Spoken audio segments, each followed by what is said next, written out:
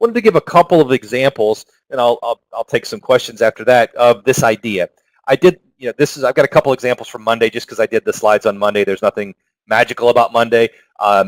Every day you're seeing something like this, but this is an example from Monday on the NASDAQ. Okay, if you look at this, what do we have? We have an area. First of all, our big picture bias is down. It's actually down with caution, but for the purpose of this, we'll call it down. Okay, it's the same reasoning. And so on the big picture, we'd rather be short than long. Okay, doesn't mean we can't go against that, but on the big picture, we'd rather be short than long.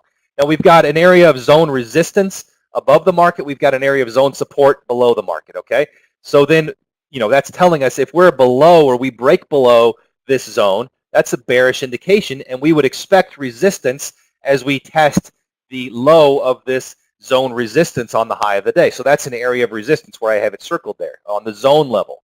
Okay. Then we also have a selling box. Now at the beginning of the day, we only had one selling box. We didn't know that these other selling boxes were soon to follow. But what we do know is that the high of a selling box should give us resistance. And then on the box level, it's a bearish indication. So if you kind of break down what we have at the very beginning of the day there on Monday, if you break it down with the three pieces of evidence, well, the big picture bias is down, means that all things equal, we would rather be short. That's a bearish piece of evidence.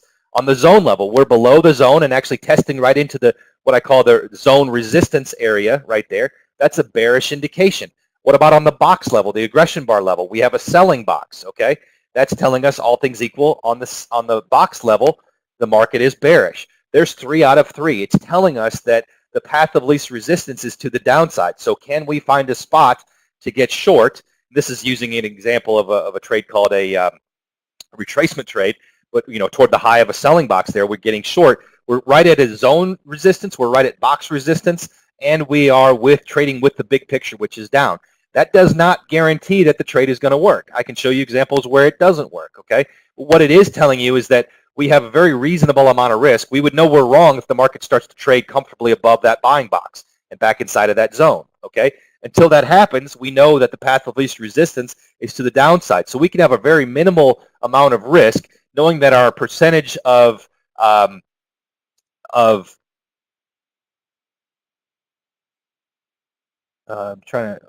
answer some questions here in a second.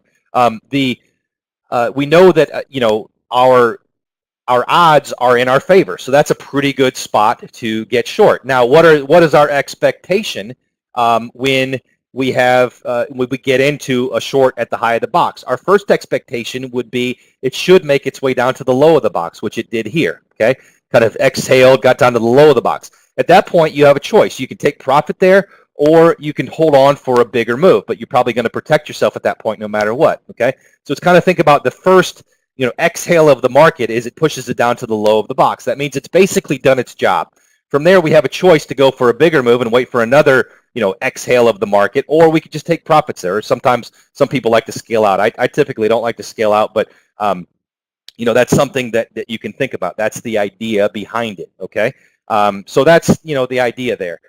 We get down toward the low here at the support. Certainly on the box level, it's very bearish at this time. We've got 3 stacking selling boxes, okay? However, if you're going to sell it down here, you're risking that you're selling it right into an area of support. So, we have to be a little bit flexible as we go through a day, and that's why during webinars and when we're doing live sessions with the members, I'm always doing this breakdown. You could literally do it minute by minute. I don't do it that often, but we'll say, hey, at 10:12, the status of the ES is this, and we say, okay, what's do we have 2 out of 3 in either direction? What would be a good decision to make at this time? It's a methodology. It's not always going to be perfect, but it's a methodology that you can follow that tells you, hey, it's very, objective. It's very matter of fact. You can keep your wits about you. The market might feel like it's, going up, but then you realize, okay, the evidence is telling me I better be careful here and so forth. So it's just a repeatable process. And that's really what everything comes down to in life in terms of having a success, is having a process that you can follow that's repeatable. You could get into a trade at any time, or anyone can show you a chart from any time where, hey, if you would have sold here, it would have worked out great. If you would have bought here, it would have worked out great. That doesn't do you any good. That's not repeatable. That's luck. What you need to be successful in trading is a repeatable process. Okay, it doesn't have to be this one, but you better have a repeatable process that you can trust, that you can lean on, that you're not dependent on your emotions, you're not dependent on your gut feeling. You're saying, okay, this is what the evidence is telling me. I have, if I'm thinking about a short or a long or whatever, I've got 1 out of 3 pieces of evidence, or I've got 2, or I've got 3. Again, it doesn't mean it's always going to work, but it is a repeatable process that you can depend on and trust. Here's another example again from Monday in crude. We have a situation where the day before we started in this containment zone. Okay, now we broke above this pink zone down here. Okay, that's a bullish indication. Okay, our big picture bias going into the day is up.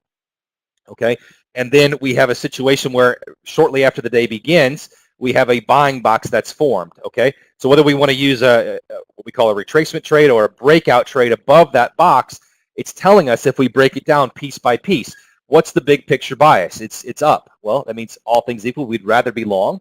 It's a bullish indication. On the zone level, we broke above this zone in the overnight. Okay, that's a bullish indication.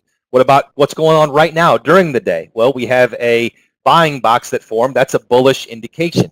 It's telling us 3 out of 3. It's pointing toward we'd rather be on the long side than the short side. And you can see that we make our way higher. It's not until we start to see some selling develop that the market goes a little bit more two-sided, and that conditions change. Then we have to reassess what's going on, moment by moment. We have to be mentally flexible, mentally malleable, to be able to look at a given situation that maybe 10 minutes ago was telling you one thing. We have to be able to adjust. And again, that's the importance of following a defined process. You can always say, okay, what is the evidence telling me right now?